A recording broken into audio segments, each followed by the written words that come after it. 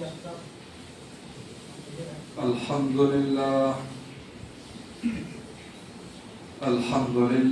الذي أبدع الأفلاك والأرضين، والصلاة والسلام على من كان نبيا وآدم بين الماء والطين، وعلى آله وأصحابه ومن تبعهم بإحسان إلى يوم الدين. أما بعد، فأعوذ بالله من الشيطان الرجيم. بسم الله الرحمن الرحيم. من يطع الرسول فقد أطاع الله، ومن تولى فما أرسلناك عليهم حفيظا. وقال تعالى في مقام آخر: ما آتاكم الرسول فخذوه وما نهاكم عنه فانتهوا. صدق الله ومولانا العظيم. سبحان ربك رب العزة عما يصفون، وسلام على المرسلين، والحمد لله رب العالمين. اللهم صل على محمد عبدك ورسولك، وصل على المؤمنين والمؤمنات والمسلمين والمسلمات.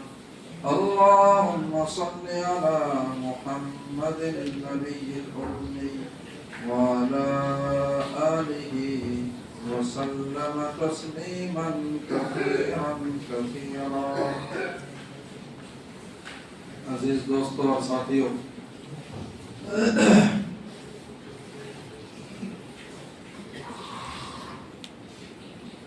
اس سے پہلے بات ہوئی تھی اور ہو رہی تھی کہ بیچ میں سلسلہ منقطع کیا گیا قلت وقت کی بنا پر۔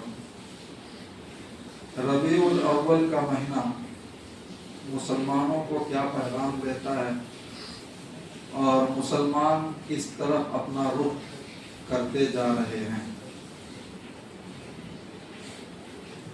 میں نے بتایا تھا کہ بعثت نبوی کے کئی مقاصد ہیں، مشہور 4 مقصد ہیں، اس پر بات ہوئی تھی اگر آپ کو یاد ہو۔ رسول اللہ صلی اللہ علیہ وسلم کو دنیا میں بھیجنے کا مقصد ہرگز یہ نہیں تھا کہ رسول کے لائے ہوئے کلمہ کو پڑھنے والے اور رسول سے اپنی محبت کا دم بھرنے والے دین کو بدنام کریں عشق رسول کے نام پر، ولادت رسول کے نام پر اسلام کو بدنام کریں، دین کو بدنام کریں اور دین میں نئی نئی بدعات اور رسومات کو شامل کریں۔ یہ ہرگز بعثت نبی کا مقصد نہیں تھا۔ لیکن میں جس صفحے کا انتخاب کیا ہے اور جس رکوع کا میں نے انتخاب کیا ہے کہ وہ رکوع کا ترجمہ اور قرآن کی چند آیتوں کا ترجمہ آپ کے سامنے کروں، اس میں آپ 2 باتوں کے اوپر غور کریں گے کہ کسی بھی قوم کے گمراہ ہونے کے لیے، راہ حق سے راہ نجات سے بھٹکنے کے لیے 2 چیزیں بنیادی ہوتی ہیں۔ بنیادی 2 چیزیں ہیں قوم کے گمراہ ہونے کے لیے۔ پہلی چیز ہے فکر و عقیدہ کی غلطی، عقیدہ اور فکر کی غلطی۔ عقیدہ اور فکر میں غلطی ہوگی، وہ قوم چاہے وہ جماعت کی شکل میں ہو یا وہ افراد کی شکل میں ہو، وہ گمراہ ہونے والے۔ دوسری چیز ہوتی ہے کسی قوم کے راہ حق سے ہٹنے کے لیے اسباب کے درجے میں، وہ ہے خواہشات کی اتباع اور پیروی۔ خواہشات نفس کی پیروی یہ انسان کو، چاہے وہ انسان جماعت کی شکل میں ہو، فرقے کی شکل میں ہو، قوم اور ملت کی شکل میں ہو یا افراد کی شکل میں ہو، وہ قوم بہت جلدی گمراہی کے دہانے پر اور جہنم کے کنارے پر پہنچ جاتی ہے۔ کتنی چیزیں آتی ہو؟ بولو بھائی، دو چیزیں۔ پہلی چیز عقیدہ اور فکر کی غلطی، دوسری چیز خواہشات نفس کی پیروی۔ یہ جو آج آپ دیکھ رہے ہیں ربیع الاول کے عنوان سے، اس کے حوالے سے جو کچھ آپ خرافات دیکھ رہے ہیں، اس کا دین سے کوئی تعلق نہیں ہے نا، کوئی تعلق نہیں۔ اسلام سے دور دور تک اس کا کوئی تعلق نہیں کہ کلمہ کے نام پر، رسول اللہ کے نام پر آپ اتنا بڑا قدم اٹھا رہے ہیں اور اتنا خطرناک قسم کا دین میں غلو کر رہے ہیں، زیادتی کر رہے ہیں، بدعت کر رہے ہیں، آپ کو مرنے کا ڈر نہیں، قبر کی تنہائی کا خوف نہیں، رسول اللہ کے سامنے پیش ہونے کا خوف نہیں، اس کا کوئی پاس و لحاظ نہیں۔ غیر مسلم یہاں تک کہنے پر مجبور ہو رہے ہیں کہ اسلام سے تو اس کا کوئی تعلق نہیں، یہ تو مسلمانوں سے بھی کئی قدم، کئی درجہ آگے بڑھ چکے ہیں یہ مسلمان قوم۔ ارے آپ کے علاقے کے غیر مسلم بھائی یہ کہہ رہے ہیں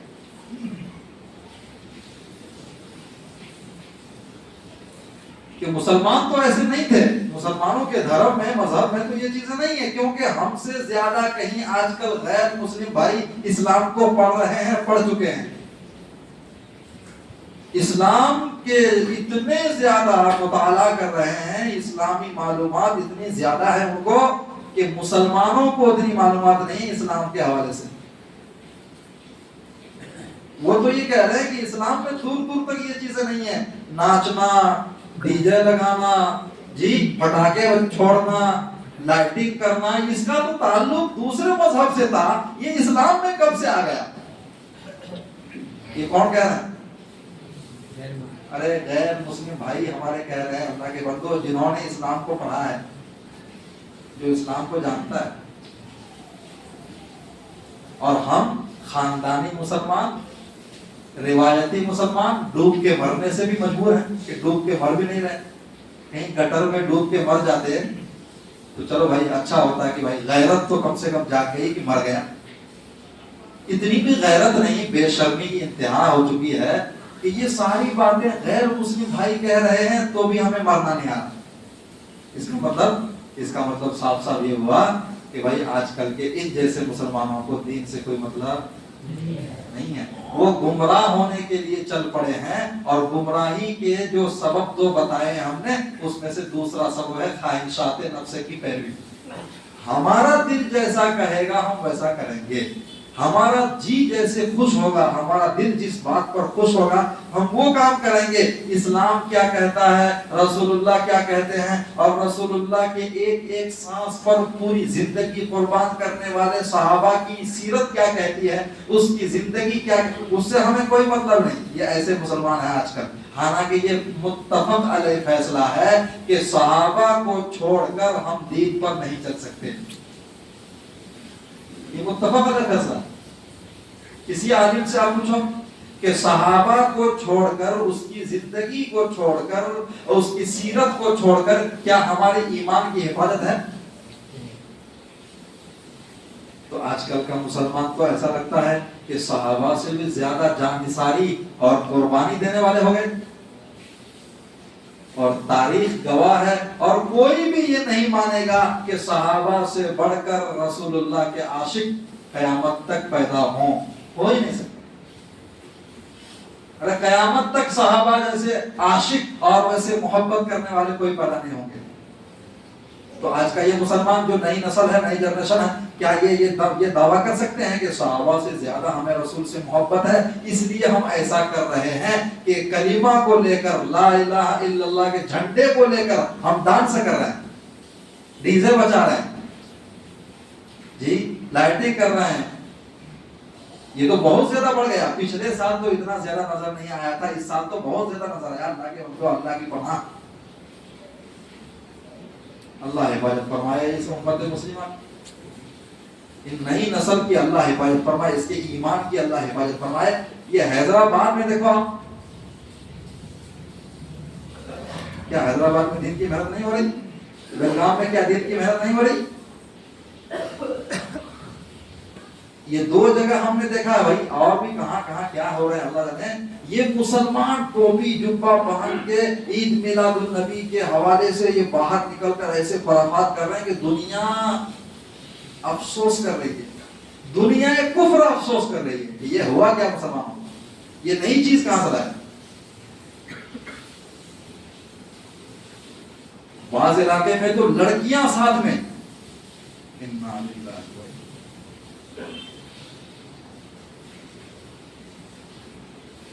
کیا کہیں گے کیا نہیں کہیں گے؟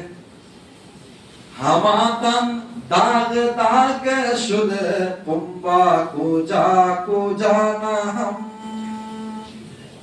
ایسا مسئلہ ہے ہمارا۔ سر کے بال سے لے کر ناخن تک کی کیا ہو گئے بھائی؟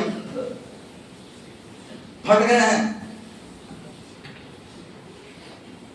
تو پیور میں کہاں کہاں لگائیں گے؟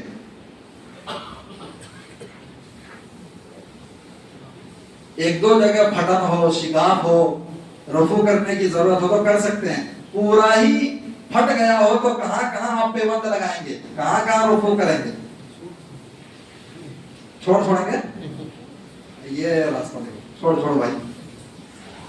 لیکن یہ بھی یاد رکھنا چاہیے کہ جب بروں پر عذاب آتا ہے تو اچھے بھی اس کے لپٹ میں آتے ہیں۔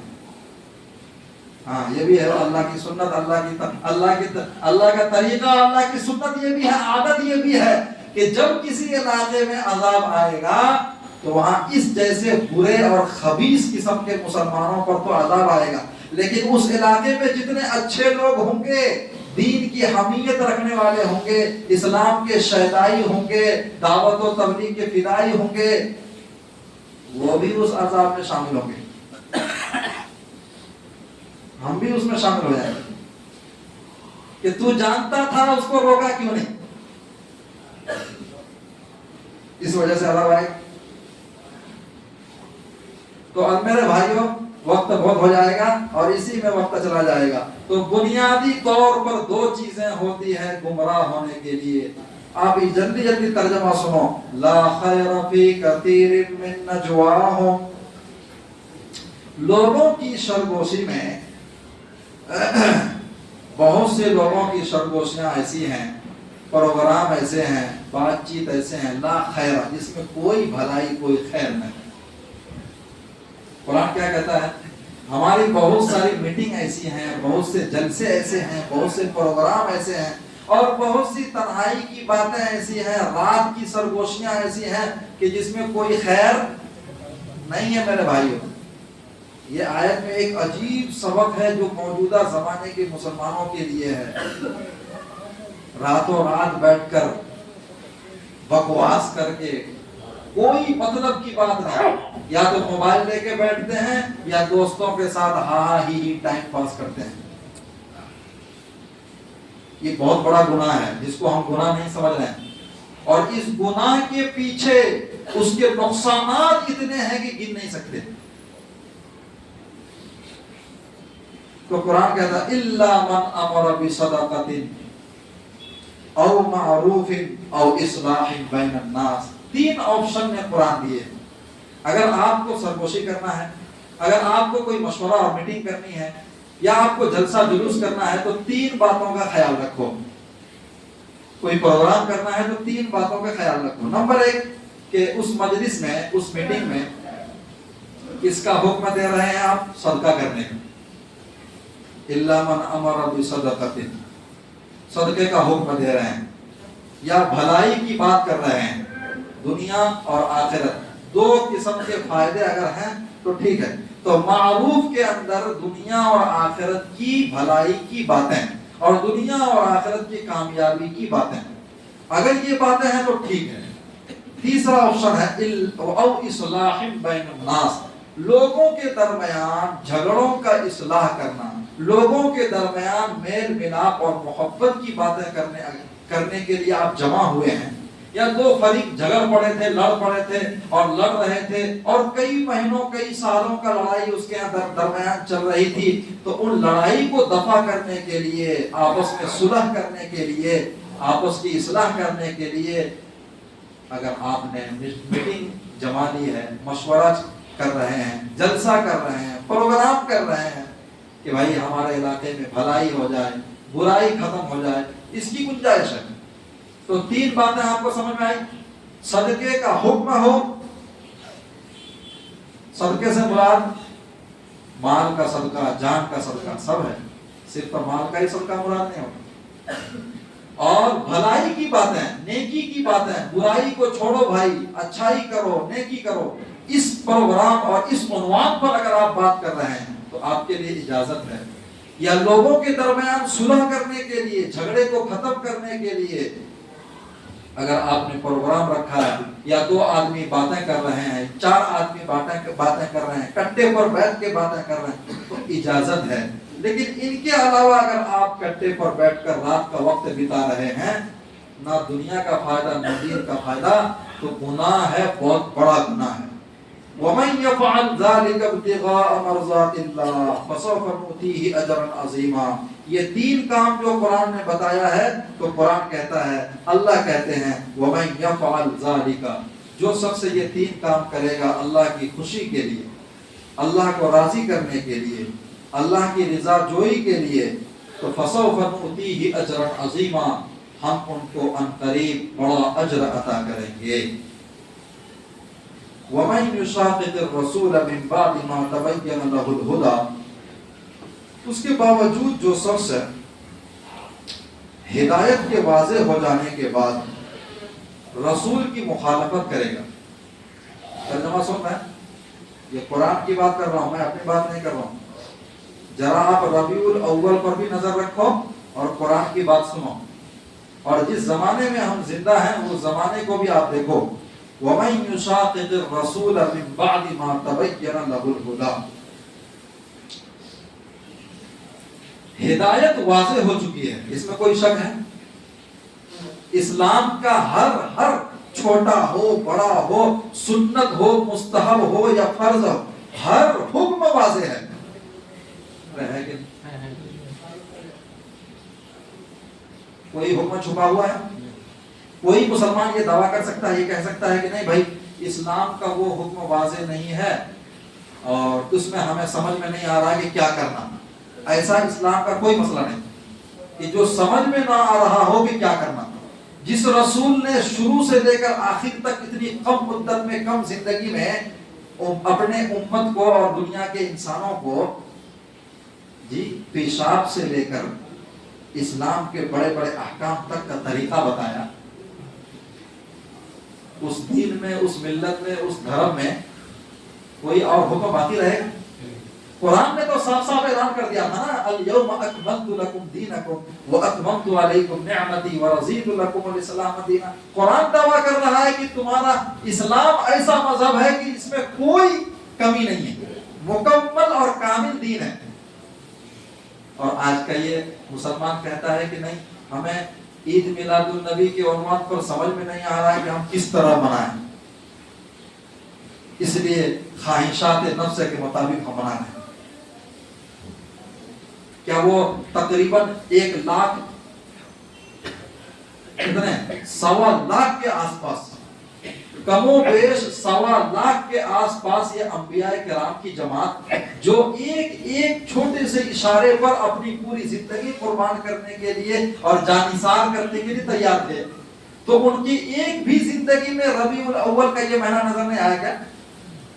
ارے اس کی زندگی میں ربیع الاول آیا کہ نہیں آیا؟ آخری صحابی تو تقریباً میرے حساب سے سن ہجری 110 ہے، اور حضرت ابو طفیل عامر بن واسرہ رضی اللہ تعالیٰ عنہ ہیں۔ سن ہجری 110 تک میں ربیع الاول نہیں آیا کیا؟ کیا وہ مسلمان نہیں تھے؟ نعوذ باللہ، کہ کیا آپ سے کم درجے کے مسلمان تھے؟ او میرے بھائیوں بولو، نوجوانوں، بیلگام شہر کے نوجوانوں بولو، ذرا دین کی تو غیرت اور حمیت پیدا کرو۔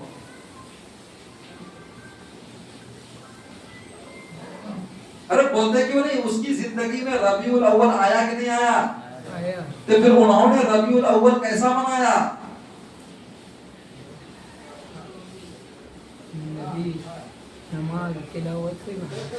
فانتظر الساعہ ان الساعۃ ادھیٰ وامر۔ قرآن کہتا ہے کہ رسول کی مخالفت جو کرے گا اسلام کے واضح ہو جانے کے بعد، وَيَتَّبِعْ غَيْرَ سَبِيلِ الْمُؤْمِنِينَ، اور مسلمانوں کے راستے کو چھوڑ کر دوسرے راستے کی جو پیروی کرے گا۔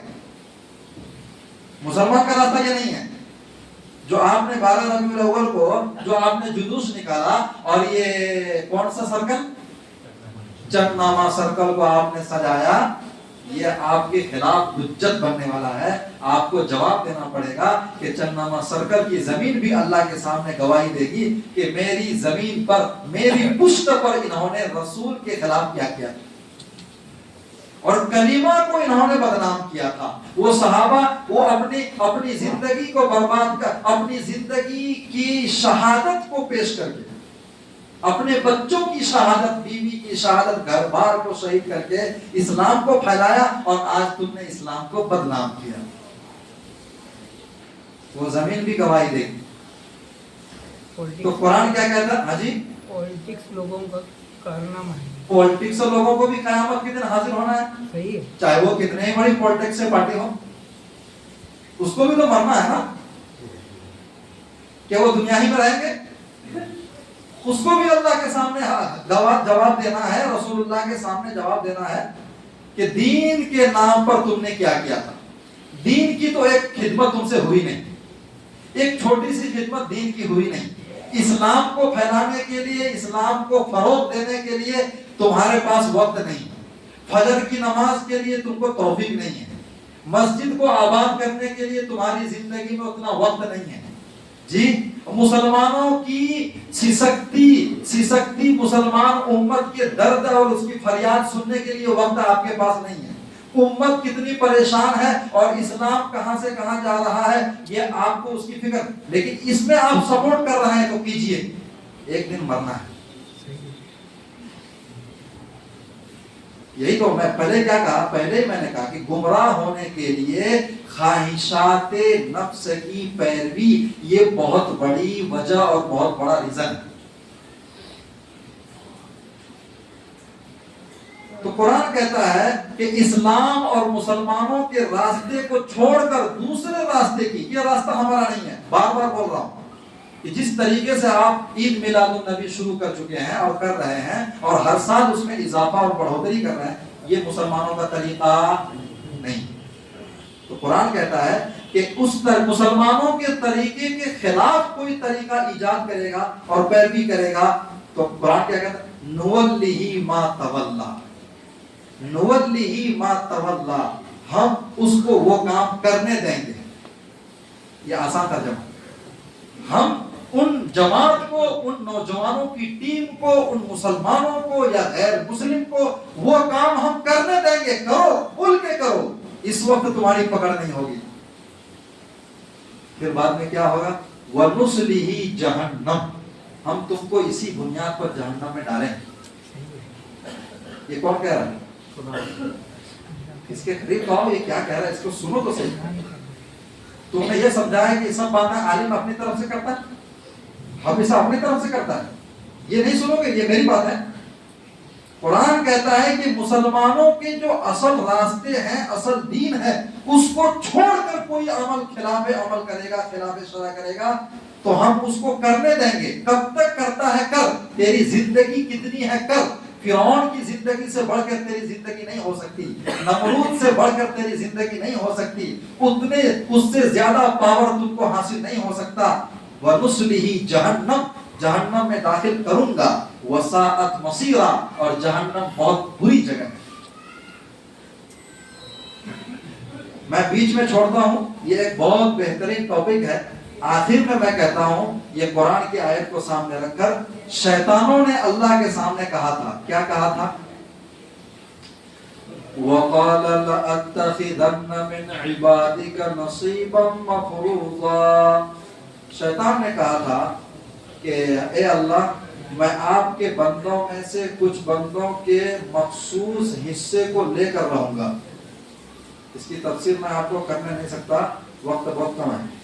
پھر شیطان نے کہا تھا وَلَأُضِلَّنَّهُمْ، میں ان مسلمانوں کو ضرور بھی ضرور گمراہ کروں گا. وَلَأُمَنِّيَنَّهُمْ، میں ان مسلمانوں کو بڑی بڑی آرزویں دلاؤں گا، بڑی بڑی امیدیں دلاؤں گا. حضرات مفسرین فرماتے ہیں وَلَأُضِلَّنَّهُمْ، شیطان نے کہا تھا کہ میں ضرور مسلمانوں کو گمراہ کروں گا. تو یہاں گمراہی سے مراد فکر و عقیدے کی گمراہی ہے. اور پھر شیطان نے جو کہا تھا وَلَأُمَنِّيَنَّهُمْ، میں ان کو آرزویں دلاؤں گا کہ تو دین کے نام پر ایسا کر تو تو کامیاب ہو جائے گا، تو دین کے نام پر ایسا کر، یہ پروگرام کر، عید میلاد النبی ایسا کر، اس میں ڈانس کر، اس میں ڈی جے بجا تو تو رسول اللہ کا عاشق کہلائے گا. یہ رسول اللہ کا عاشق نہیں، یہ تو مردود ہے، تو ملعون ہے، تو ایک نمبر کا شیطان کا دوست ہے. تو قرآن کہتا ہے، یہ حضرات مفسرین فرماتے ہیں وَلَأُمَنِّيَنَّهُمْ کا مطلب ہے کہ انسان اپنی خواہشات کی پیروی شروع کر دے تو پھر وہ گمراہ ہو جائے. اگر پیروی کرنی ہے، اتباع کرنی ہے تو رسول اللہ کے دین کی اور اس کی سنت کی، اس کی شریعت کی اتباع کرے گا تو کامیاب ہوگا. اور اپنی منمانی، من چاہیے، اپنی تمنا اور آرزو کے مطابق، اپنی خواہشات کے مطابق کوئی دین کا کام کرے گا تو یہ گمراہی والا کام ہے.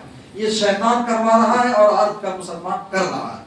تیسرا دعویٰ شیطان نے کیا تھا وَلَآمُرَنَّهُمْ، میں ضرور بھی ضرور مسلمانوں کو اور دنیا کے انسانوں کو حکم دوں گا کہ فَلَيُبَتِّكُنَّ آذَانَ الْأَنْعَامِ. یہ مشرکانہ کام ہے کہ آج کل ہم دیکھ رہے ہیں کہ کافر بھائی اور مشرک بھائی اور غیر مسلم بھائی جانوروں کے کانوں کو کاٹ کر چھوڑ دیتے ہیں اپنے معبودوں کے نام پر. ارے ہے کہ نہیں ہے؟ قرآن اس کی بات کر رہا ہے. وَلَآمُرَنَّهُمْ فَلَيُغَيِّرُنَّ خَلْقَ اللَّهِ. یہ پوائنٹ آپ سن لو، بند کرو. وَلَآمُرَنَّهُمْ فَلَيُغَيِّرُنَّ خَلْقَ اللَّهِ، میں ان مسلمانوں کو ضرور حکم دوں گا کہ اللہ کی تخلیق میں تبدیلی کرو. کون کہتا ہے؟ شیطان. مسلمانوں سے یہ کام ضرور کرواؤں گا کہ اللہ کی تخلیق میں تبدیلی کرو. تو اللہ کی تخلیق میں تبدیلی ہم ہزاروں طریقے سے کر رہے ہیں. نمبر 1، اللہ کی تخلیق ہے کہ مردوں کے چہرے پر داڑھی آئے گی، اور آج کا مسلمان کہتا ہے کہ اللہ کی تخلیق میں تبدیلی یہ ہے داڑھی نکالو، عورتوں کے مشابہت اختیار کرو. عورتوں کی عادت، عورتوں کی فطرت اللہ نے یہ بنائی کہ اس کے چہرے پر داڑھی نہیں آتی. یہ ہے تخلیق خداوندی. مردوں کا چہرہ یہ ہے کہ اس کے چہرے پر داڑھی آتی ہے، یہ ہے تخلیق خداوندی. آج جو مسلمان چہرے پر مسکرا پھیلاتے ہیں اور داڑھی صاف کرتے ہیں، یہ تخلیق خداوندی میں تبدیلی نہیں تو اور کیا ہے؟ بولو بھائی، نہیں ہے؟ مردوں کا لباس الگ ہوتا ہے، عورتوں کا لباس الگ ہوتا ہے. اور جو مرد، جو نوجوان عورتوں جیسا لباس پہنتا ہے وہ اللہ کی تخلیق میں تبدیلی کرتا ہے. بڑا گناہ ہے. عورتوں کے لیے ہمیشہ کا نسبندی کر دینا، بچہ پیدا ہونے کا سلسلہ بند کر دینا، آپریشن کروا لینا، سرجری کروا لینا، یہ تخلیق خداوندی میں تبدیلی نہیں تو اور کیا ہے؟ نہیں سمجھ میں آ رہی بات؟ یہ ہزاروں مثال ہمارے پاس ہیں. بلا وجہ بچہ نہیں چاہیے، اب مجھے بچہ نہیں چاہیے، 2 ہو گئے بچے، 2 ہی اچھے کرتے. ہاں اب مجھے بچہ، بلا کسی بیماری کے، کوئی تنگی کے، کوئی مجبوری کے آپریشن کروا رہے ہیں. یہ فَلَيُغَيِّرُنَّ خَلْقَ اللَّهِ، اللہ کی تخلیق میں تبدیلی ہے. گناہ کبیرہ ہے. اور سنو گے ایسی بڑی بڑی مثالیں ہیں. یہ تو اللہ کی تخلیق میں تبدیلی، اللہ کے دین میں تبدیلی تم کر رہے ہو ربیع الاول، کہ اللہ کے دین میں یہ سب خرافات نہیں ہے اور تم پیدا کر رہے ہو، تو یہ دین میں تبدیلی پیدا کر رہے ہو. اللہ تبارک و تعالی ہمیں مرنے سے پہلے پہلے سچا پکا مسلمان بنا دے. وآخر دعوانا الحمدللہ.